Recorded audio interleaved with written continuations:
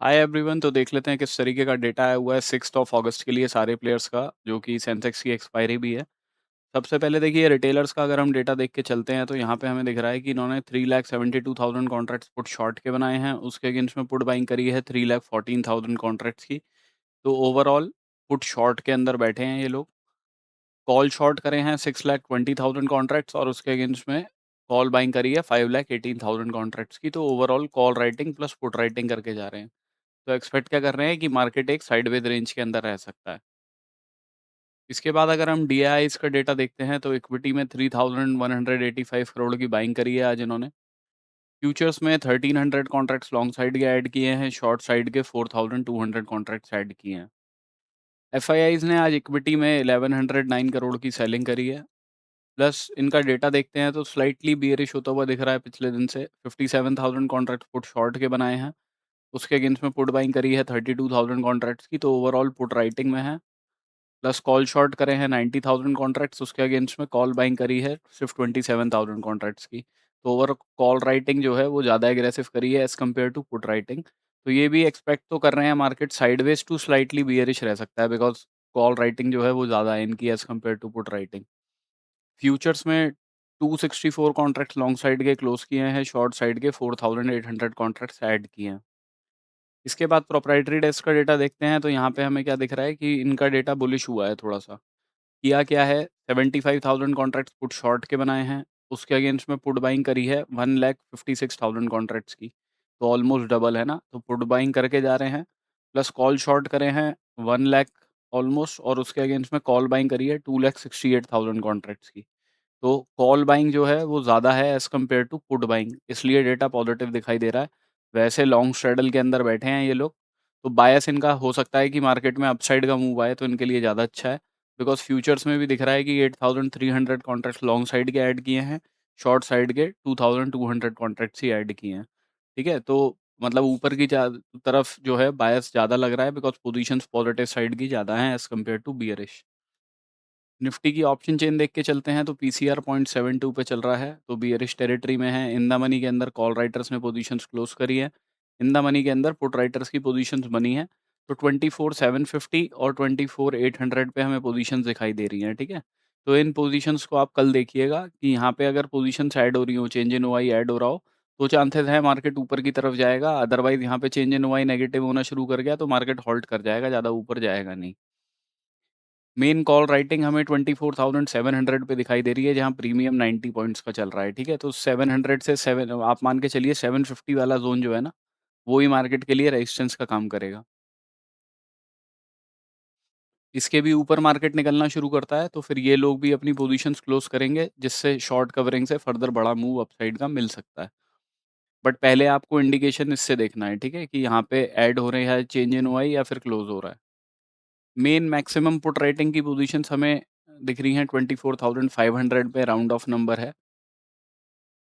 तो अगर मार्केट इस लेवल के नीचे जाता है, तभी कोई ये होगा कि पुट राइटर्स अपनी पोजीशंस वगैरह क्लोज़ करेंगे इन द मनी वाले, तब बड़ा मोमेंटम आपको एक बार को मिल सकता है। बट आप मान के चलिए 500 520 वाला ज़ोन जो है वो सपोर्ट का काम करेगा मार्केट के लिए।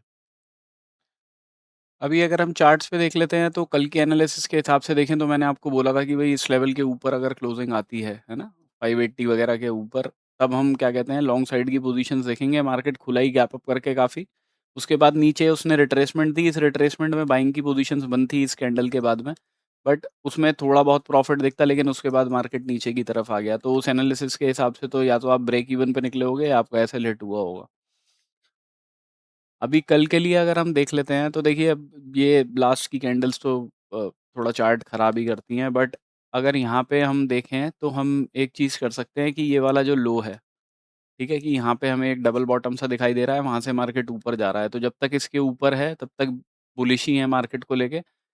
तो इससे अगर ऊपर ही खुलेगा या 568 के ऊपर खुलेगा तो हम बुलिश अपॉर्च्युनिटी ही देखेंगे। टारगेट अपने इस लेवल के रखेंगे 24,700 के, बिकॉज़ हमें पता है 700 से 750 वाले ज़ोन पे राइटर्स बैठे हैं, यहाँ पे रेजिस्टेंस का काम हो सकता है मार्केट के लिए। तो अगर 568 के ऊपर क्लोजिंग आती है तो बाइंग अपॉर्च्युनिटी देखेंगे, इस लेवल के टारगेट रखेंगे। देखिए इस ज़ोन के भी अगर ऊपर क्लोज़ कर देता है ना 730 740 के आसपास, तो उस केस में फिर हम रिट्रेसमेंट के बाद में बाइंग अपॉर्च्युनिटी देखेंगे और टारगेट्स फिर नेक्स्ट जो हैं वो 24,854 तक के हो सकते हैं। इस लेवल के नीचे मार्केट निकलता है, क्लोजिंग देता है 498 के नीचे, तो हम तो क्योंकि बिकॉज़ हमने देख लिया 24,500 पे ही मैक्सिमम सपोर्ट है। अगर इस लेवल के नीचे क्लोजिंग आएगी, तो एक रिट्रेसमेंट के बाद शॉर्टिंग के लिए देख सकते हैं। पहले टारगेट 24,429 के, दूसरे टारगेट हमारे 24,327 के रहेंगे। इसके बाद सेंसेक्स देख लेते हैं, सेंसेक्स की एक्सपायरी है, तो इस लो के नीचे ही शॉर्टिंग के लिए देखेंगे और उस केस में देखिए एक सपोर्ट ना मार्केट के लिए यहाँ पे बन सकता है, तो सेफर साइड पे होने के लिए आप या तो 78,200 का लेवल मार्क करके रखिए कि इस लेवल के नीचे क्लोजिंग आएगी तो एक रिट्रेसमेंट के बाद शॉर्टिंग के लिए देखेंगे और टारगेट 77,933 के रखेंगे 933 के रखेंगे। इस लेवल के ऊपर 78,519 के ऊपर क्लोजिंग आती है, तो हम बाइंग अपॉर्च्युनिटी एक देख सकते हैं और उसके टारगेट 78,800 तक के रखेंगे पहले। मैक्सिमम क्वांटिटी यहीं बुक करनी है, इसके बाद का जो नेक्स्ट लेवल है वो 79,031 का रहेगा। ठीक है? तो शॉर्टिंग इस लेवल के नीचे, इस लेवल के ऊपर बुलिशनेस देखनी है। कोई बड़े गैप अप, गैप डाउन के साथ में मार्केट खुल जाता है। अभी करंटली देख लेते हैं तो 24,661 पे चल रहा है। हमारी क्लोजिंग 647 पे आई है, तो 20 पॉइंट के आसपास ही ऊपर है, ज़्यादा कुछ है नहीं, 15-20 पॉइंट के आसपास। तो फ्लैट ही दिखा रहा है। अगर तो इसलिए ये लेवल्स का ध्यान रखिएगा। कोई बड़ा गैप अप या गैप डाउन हो जाता है, उस केस में वेट कीजिएगा सवा 10, साढ़े 10 बजे तक का। उसके बाद में ही कोई अपॉर्च्युनिटी देखिएगा कॉल राइटर्स, पुट राइटर्स का ग्राफ देख के। बैंक निफ्टी में तो देखिए गैप अप करके खुला मार्केट और हमने टारगेट्स पहले ये वाले डिस्कस किए थे, तो वो तो डायरेक्टली पहुँच गया, तो यहाँ तो कोई एज़ सच अपॉर्च्युनिटी बन नहीं पाती। बट अब इस सेम ही सिनेरियो दिखाई दे रहा है हर इंडेक्स के अंदर कि यहाँ पे एक डबल बॉटम है। तो इसके ऊपर है मार्केट, अगर 57,650 के ऊपर क्लोजिंग देता है 15 मिनट की, तो हम बाइंग अपॉर्च्युनिटी देखेंगे। पहले टारगेट रखेंगे 57,875 के। मैक्सिमम क्वांटिटी यहीं बुक करेंगे। इसके ऊपर मार्केट निकलता है तो एक रिट्रेसमेंट के बाद फिर हम नेक्स्ट लेवल ये 58,227 का मार्क करके रखिएगा। ये टारगेट रहेंगे उस केस में। इस डबल बॉटम के नीचे अगर क्लोजिंग आ जाती है, तो हम एक रिट्रेसमेंट के बाद शॉर्टिंग के लिए देख सकते हैं। पहले टारगेट तो इधर वाले लेवल के रखेंगे व्हिच इज़ 58 57 220 के आसपास का एरिया है ये वाला, ठीक है? ये वाला एरिया। तो आप इसको मार्क कर लीजिए। मैक्सिमम क्वांटिटी यहीं बुक करेंगे और इसके बाद में इसके भी नीचे मार्केट आता है तो नेक्स्ट लेवल 57,000 का है। तो ये 2 लेवल्स मार्क करके रखिएगा।